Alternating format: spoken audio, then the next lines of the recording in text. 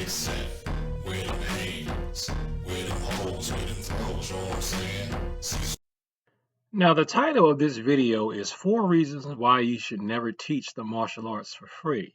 This is actually my reaction to this 4 Reasons You Should Never Work for Free article written in the Washington Post by Andrea Moran. Because the reasoning that she outlines in this article are the same reasons why you may not want to teach martial arts for free. Now, before I get into this, let me say why you should teach for free, or the situation where it's good for you to teach for free. And when I have had people working with me teach for free, and when I've taught for free,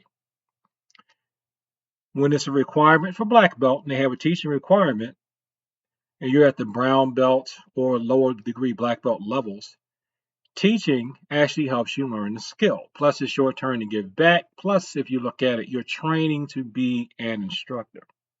Now, a lot of times when you are teaching for free, you also may be training for free. Now that may not happen until you get to be a black belt. But there are some clubs, some organizations where if you're assistant instructing, your training is free. I have one adult assistant instructor coming to help me now at the time of this video. His training is free. His gradings are free. If you're helping me teach a class, your gradings are free. Your training is free. You typically don't pay unless you are enrolled as a student. So that would be reasons why you should teach for free. Also, if you just want to teach for free because you see it as volunteer work. You see it as giving back for the community. Some people do mentoring and they don't get paid for that. Some people want to go and save a pond, help the ducks, clean up the environment, pick up trash, feed the homeless. If you're using your martial arts to give back in that way, that's fine to teach for free too.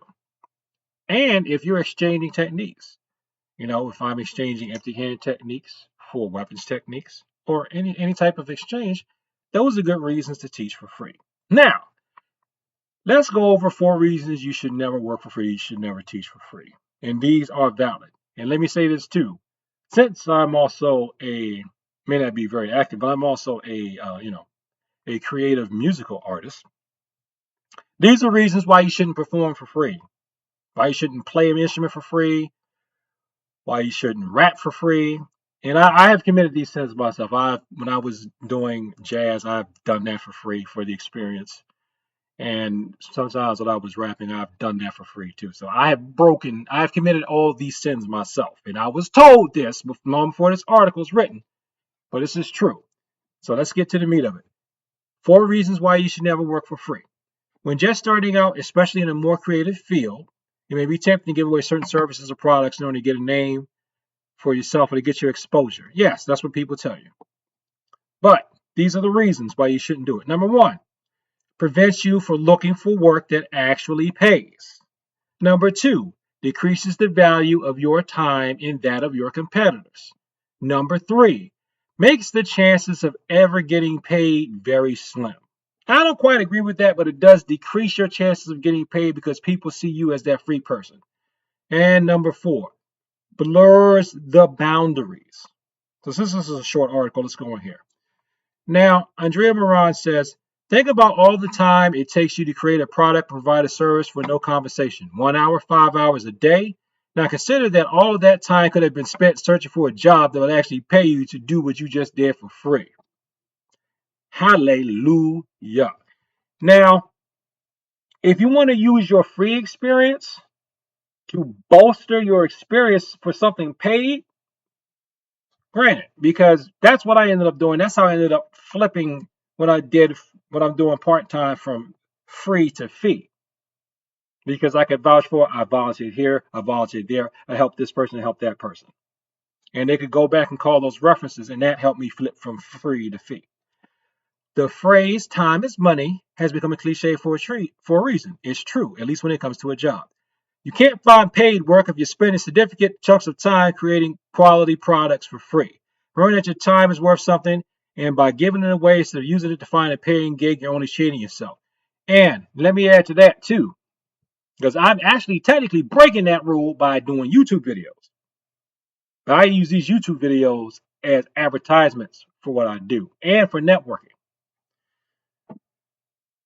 If you can use it for advertising or for networking, that's still flipping it from fee to free. And also, by making a YouTube channel, I have actually been able to make contact with people that I would never have been able to make contact with before, and I've actually gotten some training that I had to pay for, of course. But this is true. It does, because if I'm like right now, I'm here, I could be looking for another thing that's going to pay me, right? Right. So it prevents you from looking for work that actually pays, decreases the value of your time and that of competitors. You're not the only one to keep in mind if you start giving away your services or products for free. You may get a gig over your competitors who charge money, but think about what happens when you do start charging, which you'll have to do if you have any hope of making a living.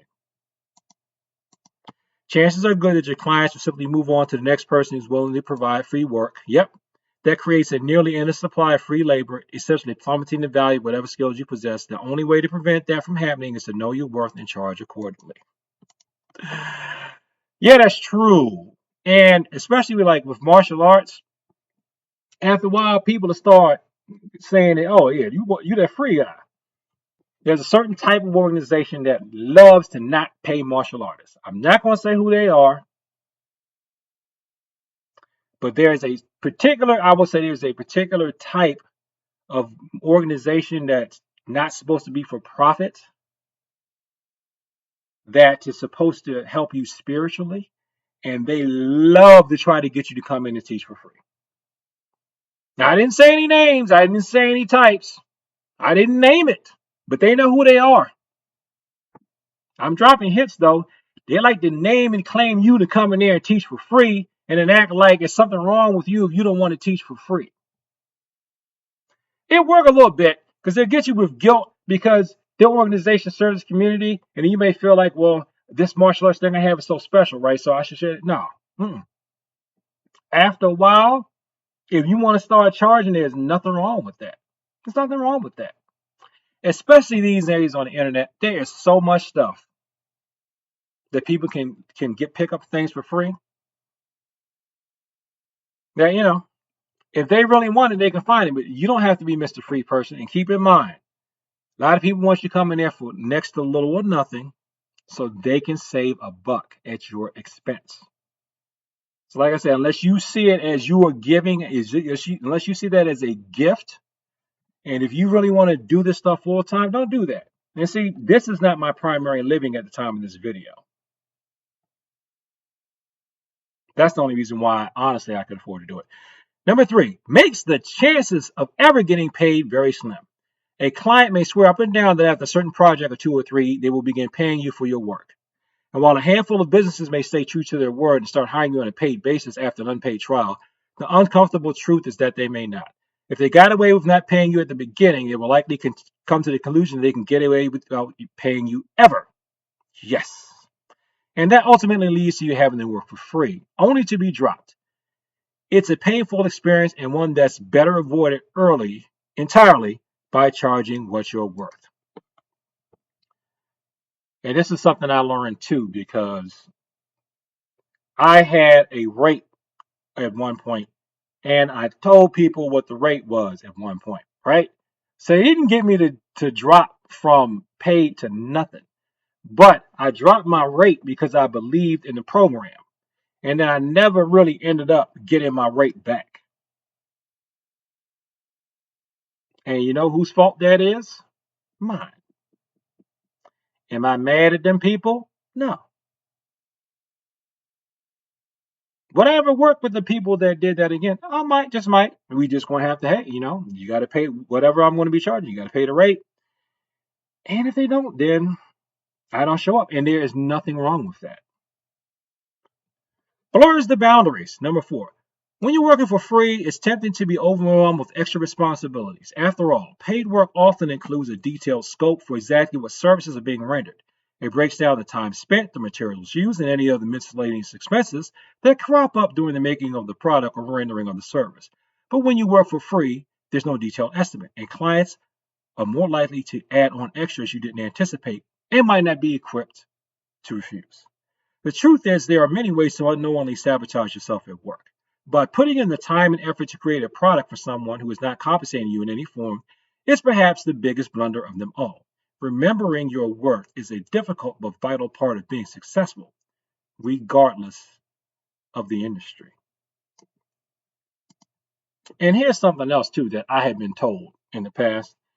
And the more and more, the further along I go as I get older, I see the definite truth in this.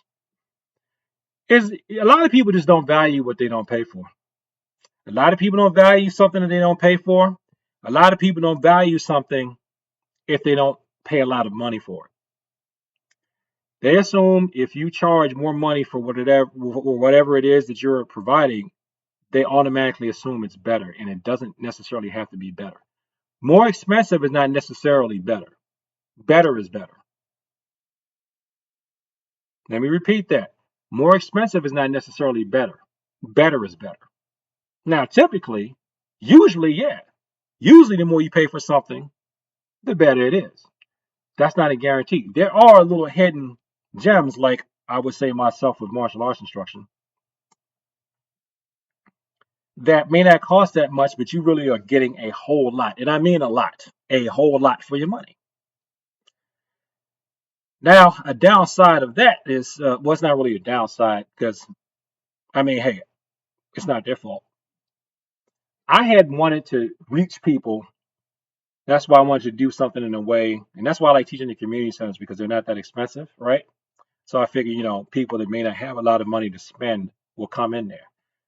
But guess what? There are. There are savvy people who can use the internet, and they have money, but they still come to the community center because they're saving money and they're getting really top-notch quality instruction. And I can't talk because I've done that myself. And people who have trained me, like one of my favorite mentors, I'm not going to put his business out there, but he has some means. And I was like, what are you doing coming to the community center? After I got to know him, when we started becoming friends, like, hey, well, what you got? What you doing coming to the community center? He's like, you see the instruction that you get? I mean, this is a bargain. And he was right. Some of the people that are teaching for a low price are really, really, really, really, really good. They're really good. Some of them are teaching at the same quality of information and teaching and everything as seminars that I've paid $40, $50, $60 to go to. I mean, just like I said, better is better. It's usually associated with a price tag, but not always. But better is better. So if you're thinking about teaching martial arts for free, these are 4 reasons not to. If you're thinking about singing for free, if you're thinking about being a musician for free, if you're thinking about rapping for free, if you're thinking about drawing for free, don't just think of this as like, traditional 9 to 5 job, which I'm going to be clear, that's how I make my primary living. The whole I log into a computer type thing, or, you're behind a cash register, you're breaking concrete, you're welding, you're providing a service at the hospital, you're taking care of patients. You filling out a W-2.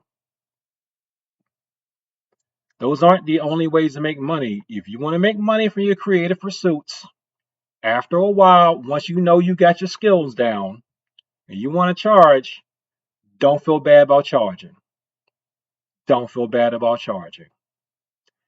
People who want to try to guilt you, if you're feeling guilty, they're trying to make you feel guilty about charging for your stuff.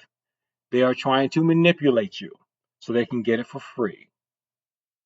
Okay? And a lot of times they just may not have the budget for it, but they still want it. So they want to try to get it from you. So don't take it from me. This is a Washington Post article talking about why you should never work for free. And these are the same reasons that you may not want to teach martial arts for free either. So this is food for thought. I'm not going to come down on you for charging. I'm not going to come down on you for not charging because I've done both. But you know, if it's about time for you to start charging, and these are definitely 4 reasons why once you start charging, please do not feel bad about it at all. Not at all. Thanks for watching this video. Like, comment, and subscribe. Please share with people like to talk about the martial arts and peace. And as always, thank you for your time. I should be able to use this article by Andrea Moran for fair use. This is a great article. Very well written. Good job, WAPO, Washington Post.